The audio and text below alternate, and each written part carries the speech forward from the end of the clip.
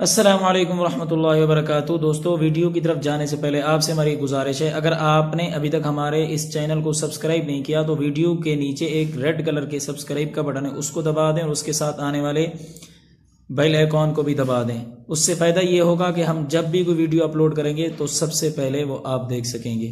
تو آئیے چلتے ہیں اب آپ کی فیوریٹ ویڈیو کی طرف۔ شکریہ۔ جائے گا سود میں فسائق، پس بے ہوش ہو جائیں گے، من فی السماوات و من فی الارض، جو آسمانوں میں اور جو زمین میں ہے، الا مگر من شاء اللہ، جو اللہ تعالیٰ چاہے، ثم نفخ فیہ اخری، پھر پھونکا جائے گا اس میں دوسری مرتبہ، فاذا هم قیام ینظرون، بس اچانک وہ کھڑے ہوں گے دیکھنے والے، وَأَشْرَقَتِ الْأَرْضُ بِنُورِ رَبِّهَا، اور چمک اٹھے گی زمین اپنے رب کے نور سے، وَوُضِعَ الْكِتَابُ، اور رکھی جائے گی کتاب، وَجِیءَ بِالنَّبِیِّینَ، اور لائے جائیں گے انبیاء، والشہداء، اور گواہ، وَقُضِیَ بَیْنَهُم بِالْحَقِّ، اور فیصلہ کیا جائے گا ان کے درمیان انصاف کے ساتھ، وَهُمْ لَا يُظْلَمُونَ، اور نہ ظلم ہوگا وہاں پر، وَوُفِّیَتْ كُلُّ نَفْسٍ مَا عَمِلَتْ، پورا بدلہ دیا جائے گا ہر جان کو، ما عملت، جو اس نے کیا، وَهُوَ أَعْلَمُ بِمَا يَفْعَلُونَ، اور وہ خوب جانتا ہے جو وہ کرتے ہیں۔ دنیا میں موت کا انکار کوئی نہیں کرتا، موت کا انکار کوئی نہیں کرتا، لیکن مرنے کے بعد اٹھائے جانے والی زندگی کا انکار کرتے ہیں۔ مشرکین عرب رسول کریم صلی اللہ علیہ وسلم جب ان کو یہ دعوت دیتے کہ میں اللہ کا پیغمبر ہوں، میری بات کو مان لو، ایک اللہ کو مان لو، یہ سارے جو کام تم کر رہے ہو ان کو چھوڑ دو اور اللہ اور اس کے رسول کی تابعداری کر لو، اگر نہیں کرو گے تو کل قیامت کے دن اللہ تمہیں اپنے سامنے کھڑا کرے گا اور پھر تمہیں تمہاری زندگی کے بارے میں سوال کیا جائے گا۔ تو وہ یہ بات کہتے کہ ہمیں کیسے زندہ کرے گا وہ اللہ، اذا کنا عظاما ناخرہ، جب ہماری ہڈیاں گل جائیں گی، بوسیدہ ہو جائیں گی، ہم کیسے زندہ ہوں گے؟ تو اللہ تعالیٰ نے ان کے عقیدے کا قرآن میں رد فرما دیا کہ ہر ایک جان نے مرنا بھی ہے اور ہر ایک جان نے اللہ کے سامنے کھڑے بھی ہونا ہے۔ اب اللہ تعالیٰ فرماتے کہ ہوگا کیسے، وَنُفِخَ فِي الصُّورِ، پھونکا جائے گا سور میں، اول مرتبہ سور کے اندر پھونکا جائے گا۔ اسرافیل علیہ السلام کے ہاتھ میں ایک سور ہے، ایک سینگ نما، وہ پکڑا ہوا ہے، جیسے ہی اللہ کا حکم ہوگا اس کے اندر پھونک ماریں گے تو ساری دنیا فنا ہو جائے گی۔ وَنُفِخَ فِي الصُّورِ فَصَعِقَ، ساری دنیا بے ہوش ہو کر گر جائے گی، مر جائے گی ساری دنیا۔ من فی السماوات و من فی الارض، جو کچھ آسمانوں میں ہے اور جو کچھ زمین میں ہے، الا من شاء اللہ، مگر وہ جو اللہ چاہے۔ اس کو علماء نے لکھا ہے، بعض لکھتے ہیں کہ اس سے مراد صرف اللہ تعالیٰ کی ذات ہے کہ وہ باقی رہے گی، اور بعض کہتے ہیں کہ نفخہ اولیٰ سے پہلے اللہ تعالیٰ جو ہوگا، اس کے بعد حاملین عرش اور جبرائیل، میکائیل، اسرافیل علیہ السلام، اسرائیل، یہ بھی زندہ ہوں گے، ان کے بعد ان کو پھر موت آئے گی۔ ثم نفخ فیہ اخری، اب یہ سارے مر گئے، اب کیا ہوگا؟ 40 سال کی مدت علماء نے لکھی ہے کہ 40 سال تک اسی طرح سب مرے پڑے، سب، کوئی بھی زندہ نہیں ہوگا۔ اب کیا ہوگا؟ اب دوبارہ اسی سور میں اللہ تعالیٰ اسرافیل علیہ السلام کو زندہ کرے گا، اس کے اندر دوبارہ پھونک جائے گا، اسی سور کے اندر دوبارہ پھونک ماریں گے۔ اب کیا ہو گیا؟ اللہ فرماتے کہ فَإِذَا هُمْ قِيَامٌ يَنظُرُونَ، اب یہ ہوگا کہ اب یہ سارے اچانک کھڑے ہو جائیں گے اور دیکھیں گے منظر کے منظر کیا ہوگا، یعنی اللہ تعالیٰ نے مار بھی دیا اور اس کے بعد اللہ تعالیٰ نے کھڑے بھی کر دیا۔ اب یہ کھڑے ہو کے دیکھ رہے ہوں گے کہ اب کیا ہوگا۔ اب اللہ تبارک و تعالیٰ وَأَشْرَقَتِ الْأَرْضُ بِنُورِ رَبِّهَا، اب کیا ہوگا کہ ساری زمین اپنے رب کے نور سے چمک اٹھے گی، چمک پیدا ہو جائے گی۔ اور دوسرا مرحلہ کیا ہوگا؟ وَوُضِعَ الْكِتَابُ، کتاب لائی جائے گی۔ کتاب سے مراد ہر آدمی کا اعمال نامہ لایا جائے گا اور اس کے سامنے رکھ دیا جائے گا۔ جس کا ہم سورہ بنی اسرائیل کے اندر پڑھ کر آئے ہیں کہ جس وقت آدمی اس کتاب کو دیکھے گا تو کیا کہے گا؟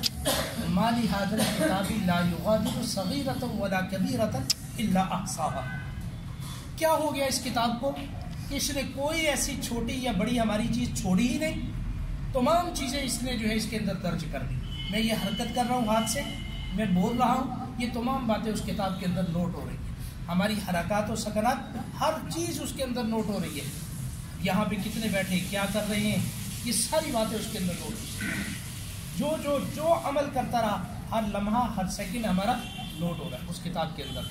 اب جب اس چیز کو میں نے پیچھے بتایا تھا کہ اتنی معمولی چیزیں سامنے آئیں گی کہ یہاں آپ مسجد سے نیچے اتر رہے، کسی کو بلغم آ گئی، اس نے تھوک دیا، اب یہ عمل بھی وہاں پہ لکھا جائے گا کہ یہ کسی مسلمان کی تکلیف کا باعث بن گیا تھا.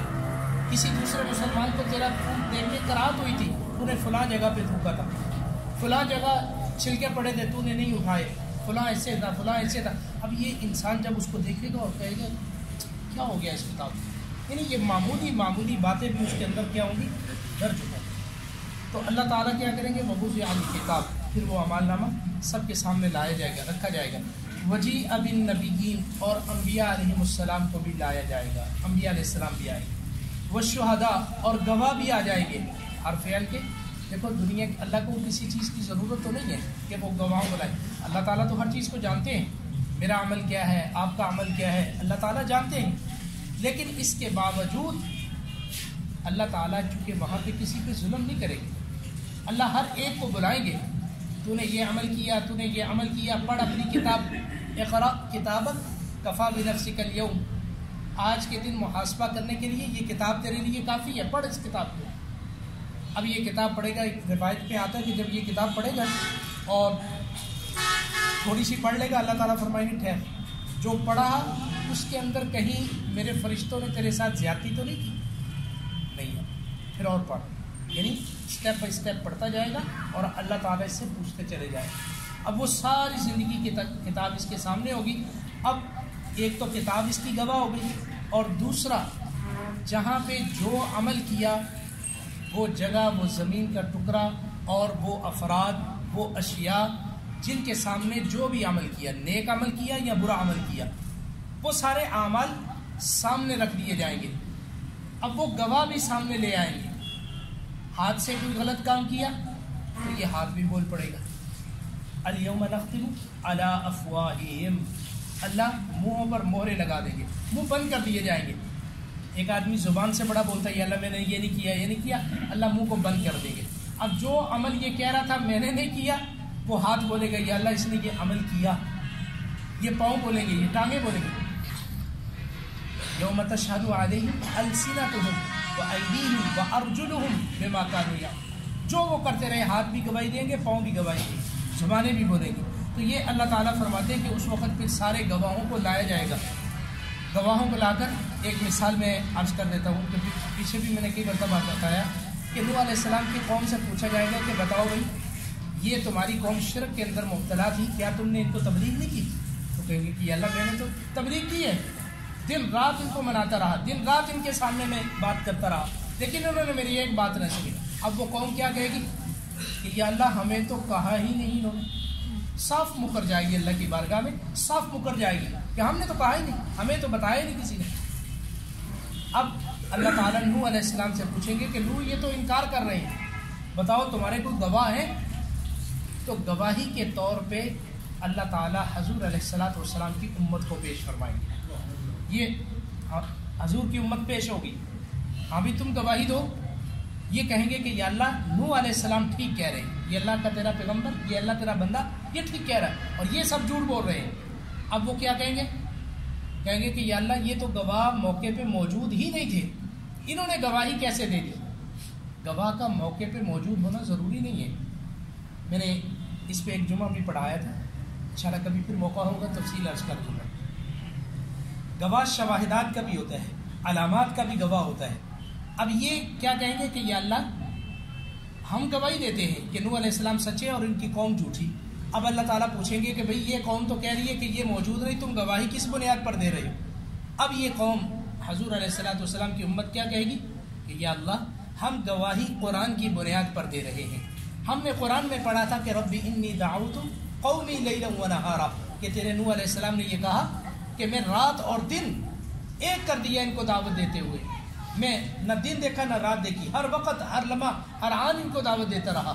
یا اللہ تیرے قرآن میں یہ بات تھی، ہم نے یہ قرآن پڑھا اور اس کی بنیاد پر ہم گواہی دیں گے.